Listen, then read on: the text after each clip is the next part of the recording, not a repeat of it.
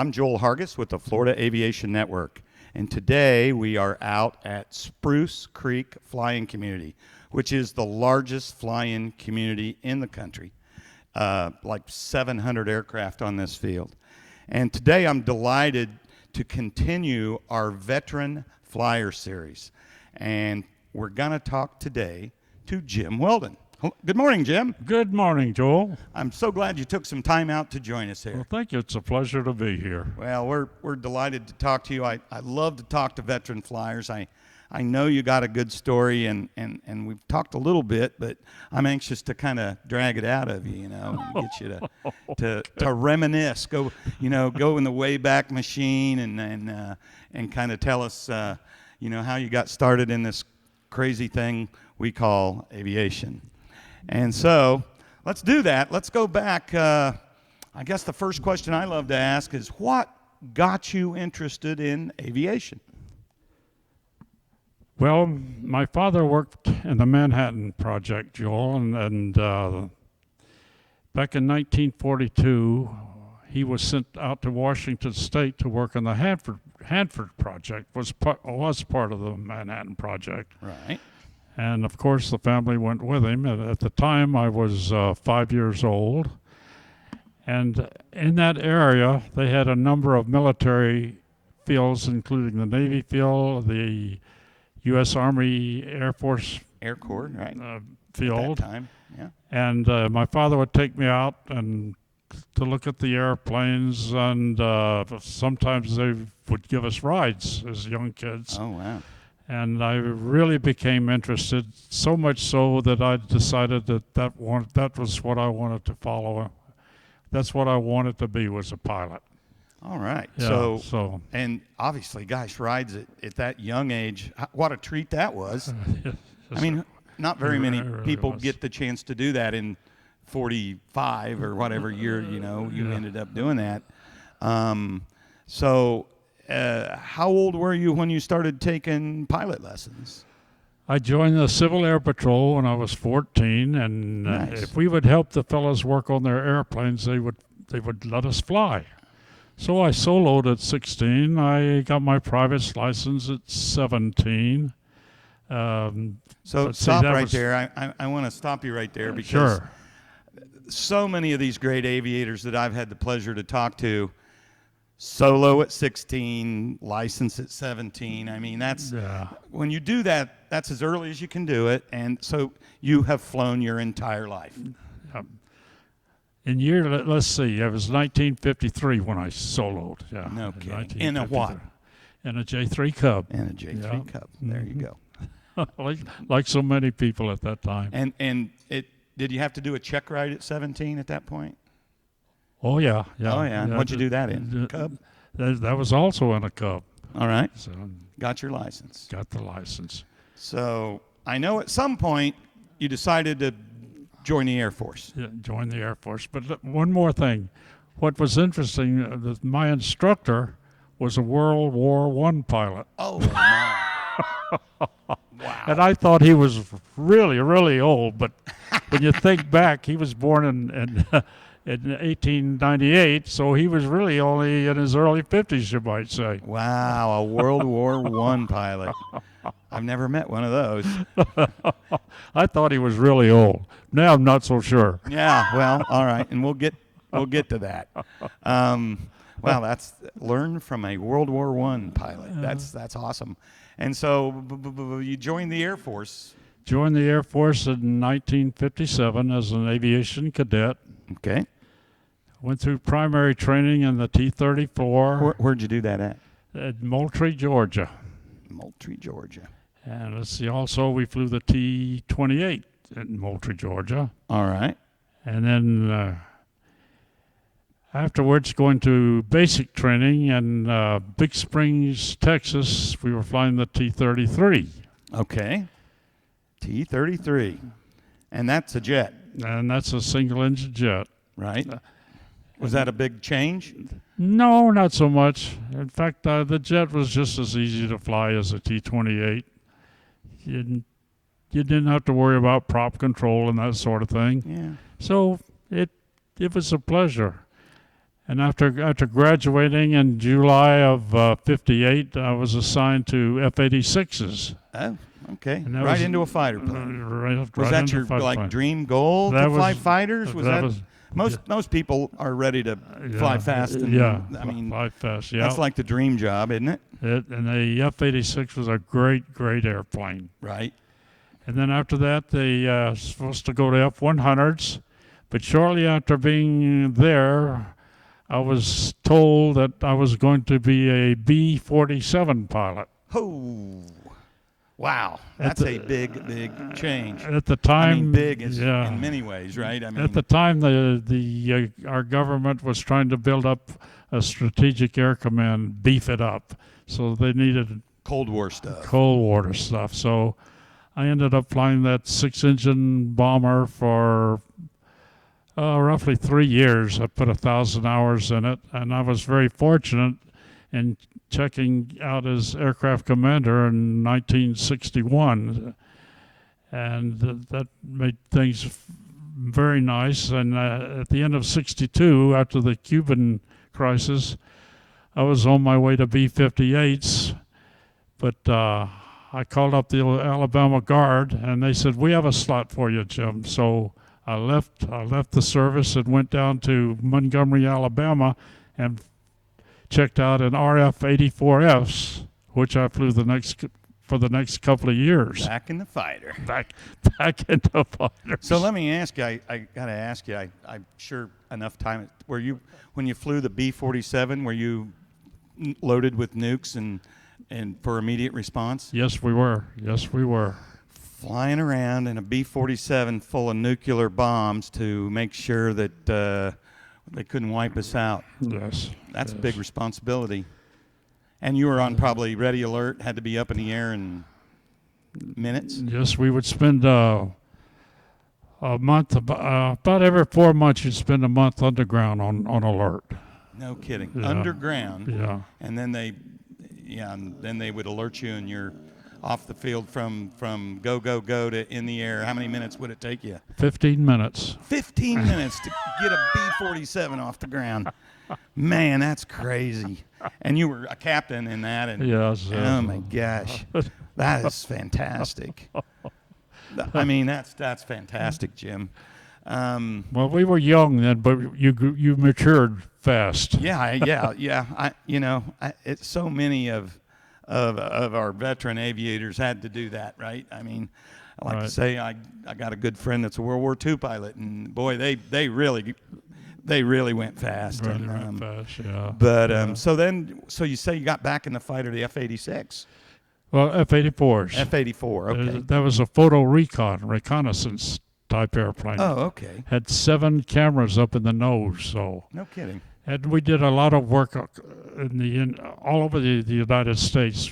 We would photograph bridges, whatever. Most of it was low-level photography.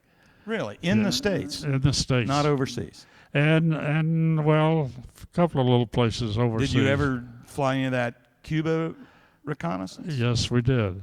I mean, I guess we can talk about that now, can't we? Probably. I would think. Yeah. It's been 50 years or so. Right. We did some of that, but it was quite interesting. I think that was my favorite endeavor, was reconnaissance. Really? And we did some of that in the B-47 also. And why do you say that? Well, you're by yourself mainly, just you and your crew or whatever, and you're alone, and there's a job to do, and you do it. Right. So. Anybody ever shoot at you doing that? Well, I'd rather not talk about that if you don't mind. let's say I had them flying on my wing. Oh my gosh! I love to ask questions where you say, "I'd rather not talk about that." That means I'm asking all the right questions, right? When I get to where they won't tell me. I love that. But it was all quite interesting. And so by this time, you're back in the F-84, flying reconnaissance. What rank were you by now? I was a captain. You were a captain. Mm-hmm. Yeah. Right. And so what came next? Well, in 64, Pan American World Airways offered me a job. Oh. So I went with them. Pan Am. And I was based in San Francisco, out in California, flying the 707. And at the time, I was also flying F-102s with the California Air National Guard. With the Air Guard, yeah. Yeah. Sure.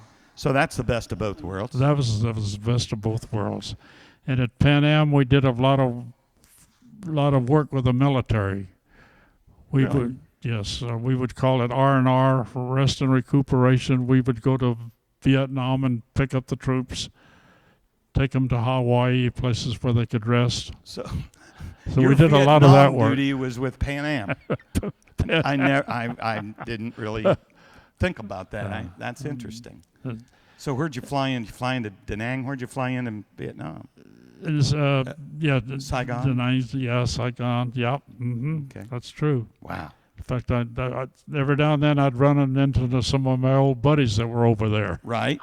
Still doing active duty, yeah. And, did they ever shoot at you in the 707 or flying for Pan Am? Yes, They would shoot at us on approaches. That had to be a little scary because you got no way. I mean, you got zero protection other than maybe, Allied help in the sky, right? Right. But Pan Am was a great career. How many years you fly for Pan Am? 30 years.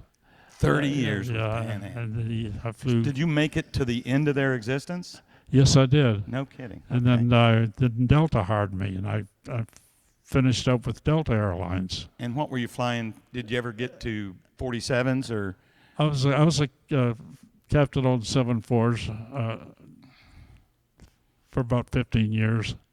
Yeah. How'd you like flying that big boy? Oh, it was an easy airplane to fly. It was a well-built airplane. Still is. Still is. I have still a good is, friend yeah. that flies 47s for FedEx, actually. And During Desert Storm, I flew 28 missions carrying troops over there. Oh, no kidding. Are bringing them back. In and out of Different bases. Different bases, yeah. I'll be darned. Yeah. Wow, that's quite a story. Yeah. And maybe I'm a little different in that I also had some partners in a private field in Pennsylvania.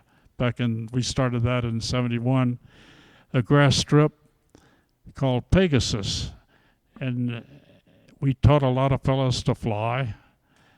And it's still going on. They're still flying up there. You're a CFI, double I? I used to be. I Right. finally gave that up, but Not current. yeah. Okay. But instructing is a great career also. Yeah, I instructed in the Air Force. I instructed in the B-47. Instructor pilot for the 102 and the F-84s. Wow. So, but that's another story. But just being with young people and helping them along makes you feel real good. Yeah, Real I good. couldn't agree more. I mean, we do a Teaching Youth Aviation series and work with EAA chapters and people that are trying to help people get interested in aviation, whether it's building them or flying them or just trying to steer them in this direction. And it's That's very true, rewarding, Joel. isn't it? It really is. We have a great EAA chapter here. Yes, I know And, you do. We also have One of the biggest in the country. In the country, right? Yeah. And we have one up in Pennsylvania there also. Nice. So, aviation has been a wonderful, wonderful career for me, and we're still flying. Yeah, so that's obviously, gosh, 30 years with Pan Am, and then how many with Delta? I spent about 4 years with Delta. And then you timed out? Is that- Timed out, and then I left and I flew mission work down in Mexico. Really? What'd you fly to Mexico in? Some different airplanes, but mainly on a 210, Cessna 210. Oh, really? Small. Yeah. Now we're down to GA again. Yeah. So, And when did you decide to move to Spruce Creek? What interested you to think about like retiring maybe here? well, after flying for Delta, spending the winters in Pennsylvania, I told my wife, it's not really good up here for aviation in the wintertime. Let's look south. And we ended up coming here to take a look and Keith Phillips was one of the first people I met. He took me all around showing me these hangars with all the toys in them, and I said, this is the place. There are some toys here, I'll tell you what. I mean, I'm looking forward to spending some more time out here and maybe doing some hangar peeking and, you know. Well, I tell you, Joel, if you want to come over again, we have a 4-ship acrobatic team. We're not doing air shows anymore, but we'll take you up for a little ride. Oh. I better not eat breakfast that morning. So I had heard, and actually I've seen pictures of your aerobatic team, and you fly an RV-8. Just we started out in CI Mercedes SF-260s, and now we're transitioned over to the RV-8s, and we're still flying. We enjoy it. This is great. Yeah, we gotta get a picture on the video of your team. I mean, you guys are. I know we were talking before the interview, and I was saying, so you guys are like Blue Angels good, I hear, and Keith Phillips says they're better than the Blue Angels, which that's saying something. I mean, particularly for him to say it, because he's not one to just give out compliments. Well, we enjoy it. We have a good time. Well, and that's fantastic. So how long you been doing the aerobatic team thing? We've been doing it for about 20 years. 20 Just about 20 years. Did you do the air show circuit around the country for a while? We did it mostly here in Florida because none of us want to travel anymore. But, okay. But flown Sun and Fun, I bet. Sun and Fun and the different. There's quite a few air shows in Florida here in the springtime. That's right. And we really enjoyed doing them. But we gave it up about 8 years ago. We gave up the air show business, but we still go out and practice. Do you you practice once a month, once a week? Once or twice a week. Once or twice a week, up flying aerobatic, practicing air shows. It keeps the brain going. Yeah, I'm telling you. So, like when you're in formation, like wingtip to wingtip? What do you guys shoot for? We overlap about 2 feet. Jesus, golly. Oh my God. Well, you'll find out, Joel. Yeah. Oh, yeah. Well, sounds like I'm gonna have to fly over here, and I could use a good formation lesson. I've flown it a couple of times, but I have no real training. It's usually missing man or something, and it's kind of loose. But no, I would love a lesson. Oh, well, we could do that for you. I'll take you up on it. I love experiences. We may have to. You got a GoPro in that camera so you can see how scared I am. Oh yeah. You know, I look at flying. I caught this what you might call a desire, maybe even a disease, when I was very young, and I'm still not over it, Joel. And so, Jim, tell us how many years young you are today. Well, in January, I'll be 85. Wow. Flying 2-foot wing overlap, formation flying at just almost 85 years young. That's incredible. It is? Trust me. It's incredible. So let me ask you, all the airplanes, all the years, do you have an aircraft or two that really sticks out? What's been the most fun? I really enjoyed the F-86. You think about it and you're doing it. It was a wonderful airplane to fly. Super responsive, yeah. But then Stearmans are fun to fly. I've flown a Stearman a couple times. The RV-8 is a great airplane. The CI Marchetti was a SF-260 was a wonderful. Those wings would just slice through turbulence. It was a great airplane to fly. It really was. It was funny when I first learned how to fly. I found a Marchetti for sale, and I didn't buy it because I think it had a Franklin in it. Uh-huh. And everybody's like, you can't get parts for that thing. And so they talked me out of it. But I almost started in one. Instead, I bought a Mooney, and I'm flying Moonies to this day. But that's cool. So my Cessna, I had a Cessna 180 for 37 years, and I still go in the Idaho backcountry every year and fly with those fellas. Do you really? Yeah. So it's all just part of the blood, I guess you might say. Oh, yeah, it does get in your blood. And any special awards that you've gotten or anything that you're really proud of? Well, like Keith, we have our, what is it, the 50-year Master Pilot Award, Wright Brothers Master Pilot Award. That's a nice thing. Well, that's an incredible honor. I started too late. I don't think I'll ever live that long to get that, but I've helped 2 or 3 people get them. Oh. It's a, kudos. That's Well, it's a real honor to receive that. Yeah. it is. It's tremendous, and glad you did that. Anything else notable that you want to share with our audience today? Well, if you have a desire to fly, come on out. Take a chance. You'll enjoy it. Yep. I love to hear you say that. That's a great answer. Like I say, we're always promoting aviation in any way we can. And Jim, I just want to thank you for taking some time to talk to us today. Oh, it's my pleasure. And well, I guess everybody heard the invite. Looks like I'm going to have to go flying with the RV formation team here. Come on out. Thank you, Joel. You're welcome, Jim. So I am Joel Hargis with the Florida Aviation Network here at Spruce Creek Flying Community, just southwest of Daytona Beach here in beautiful sunny Florida. Joel Hargis, Florida Aviation Network. Stay tuned. We got more Veteran Flyers.